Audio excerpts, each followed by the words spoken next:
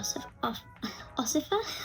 So in today's video we are going to be picking my August TBR. So here are all the books on my physical TBR. These are the books on my August TBR, so let's look at them in detail. Hello you guys, welcome back to my channel. So in today's video we are going to be picking my August TBR. I didn't read many books in July. I only read like 2.5. It really was not good. But I was just coming out of a reading slump and now I feel like I am out of that, considering that in my last video I found a book that was almost a 5-star. It was a 4.5. It was so good and I read the book in a week and it was just fantastic in so many ways. I loved it. And that book was Death Wears a Golden Cloak by Andy Maslin. I'm not going to be doing a wrap up for July because I didn't read many books, but I will be doing a overall general wrap up in a couple months time where I discuss books I haven't talked about and I haven't given my final reviews on just yet. Although I maybe have given my reviews on them, I haven't done a wrap up including the books. I hope that makes sense. So we are going to be picking my August TBR and I'm very excited for it. So let's have a look at the books I have in store. So here are all the books on my physical TBR. It's not many, but I am slowly getting through all of them. These are the books right here that were part of my July TBR, and I'm still going to keep some books on this TBR. I'm basically just going to decide what books from here I want to add onto my physical TBR for August. Now, straight away, I'm thinking that I don't really want this book on my TBR because it's kind of this book in this book, because The Count of Monte Cristo is such a great book. I know it's a great book even though I haven't read it yet because it's a classic, and if I go into a classic right now I think I will go into a book slump, so I'm going to put that there for now and I'm going to put this there as well.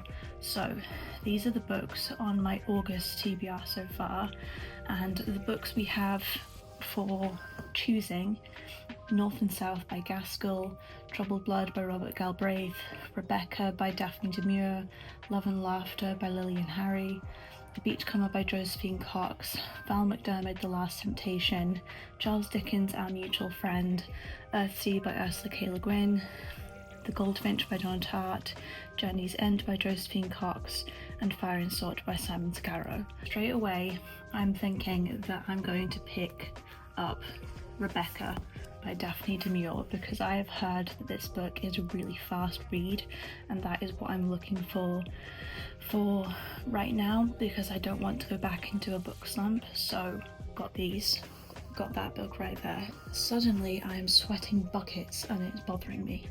I have a lovely cup of coffee right here. Just thought I'd add to the vibes going on. I always get really hot when I'm filming. I think it's because I'm wearing a woolen top right now, but anyway, going back to books.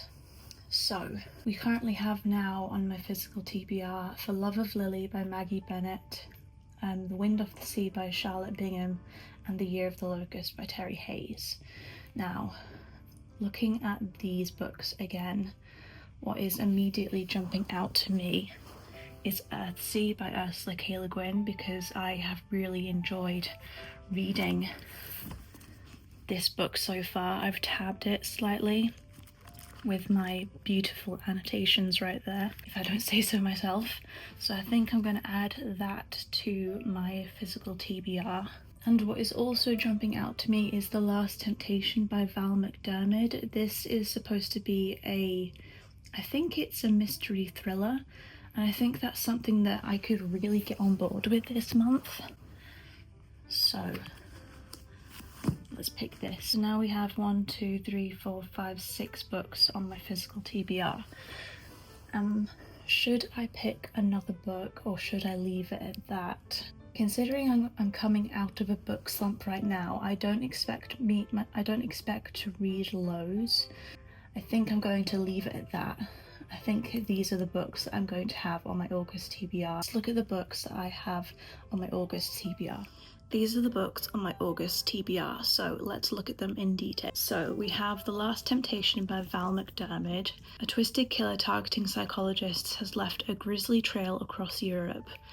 Dr. Tony Hill, expert at mapping the minds of murderers, is reluctant to get involved, but then the next victim is much closer to home. Meanwhile, his former partner, DCI Carol Jordan, is working undercover in Berlin on a dangerous operation to trap a millionaire trafficker. When the game turns nasty, Tony is the only person she can call on for help.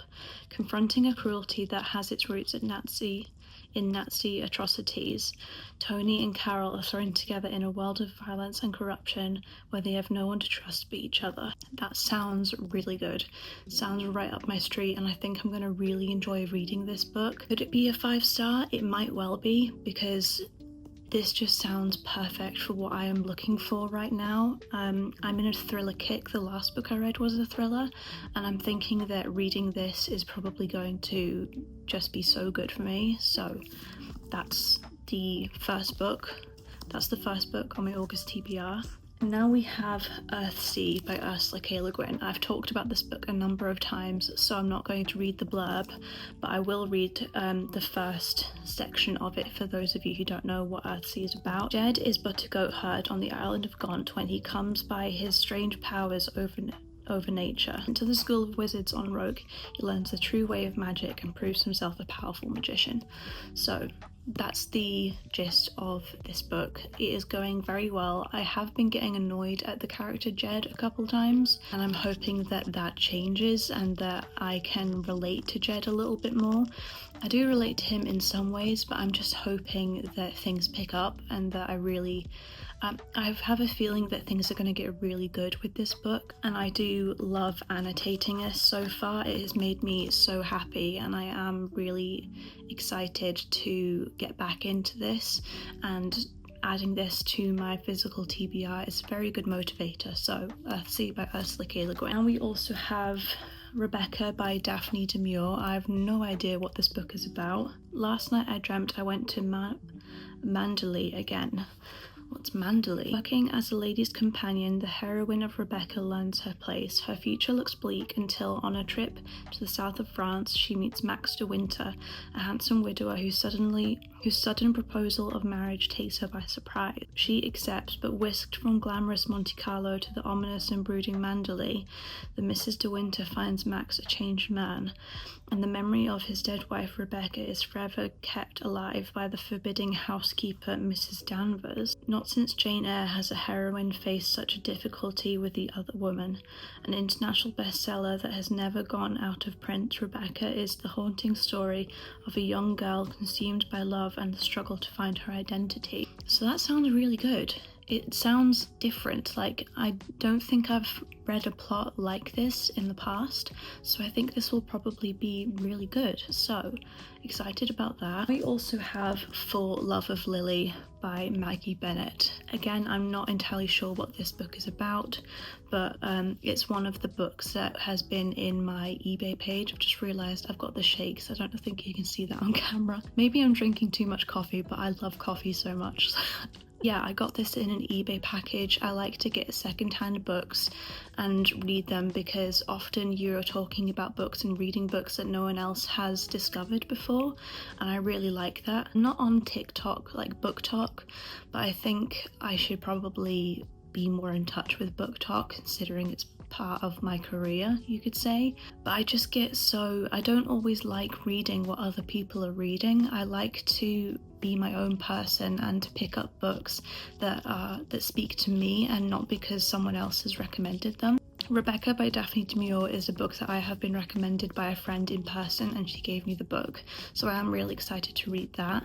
But other than that, I don't really have many bookish friends, so I often pick up books like this from secondhand bookshops and decide to read them. So, For Love of Lily by Maggie Bennett. Attractive, clever and willful Lily Knowles is desperate to leave home, so at 21 she escapes to London to train as a nurse, where she gathers many admirers, none more dashing than RAF Officer Sandy Redfern, with whom she falls in love. But the coming of war with the chaos of the Blitz brings upheavals and unforeseen entanglements. On the hearing of Sandy's reckless affair with a married woman, a heartbroken Lily throws herself into her work. Then further changes in circumstance bring her to a busy RAF hospital in Hampshire, where a faithful childhood sweetheart persuades her to become engaged to him. And then fate brings Sandy Redfern back into her life, physically scarred by burns and inwardly embittered. What of their once passionate love and her present commitment? Can the past be recaptured? Okay, so I kind of feel like the entire plot has just been given to me by the back of this book cover, so that's a little bit underwhelming. But we'll see how it goes. I'm sure it's still a good book. Well, I hope it's a good book. We'll see. So yeah, that is For Love of Lily. Now we have Wind Off the Sea by Charlotte Bingham. I have read the back of this blurb in the past. I think I've also read the back of the blurb for Love of Lily on my channel as well, but I'll just read like the first section of this book. It is 1947, the worst winter in England since records began, and even the sea is frozen. For the women living in the little fishing port of Bexham, the chronic lack of everything from fuel to food has left them reeling. Sounds like a intense book. Yeah, kind of intense, but I reckon I hope it'll be good. Like all of these books, I hope they're good. Also, this book is very soft. Like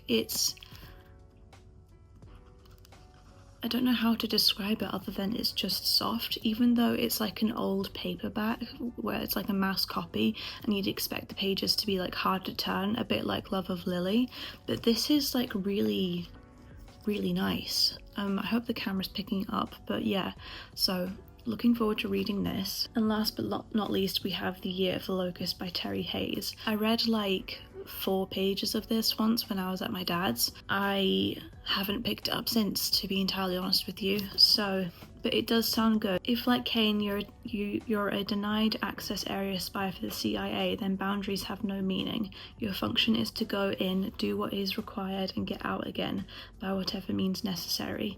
You know when to run, when to hide, and when to shoot.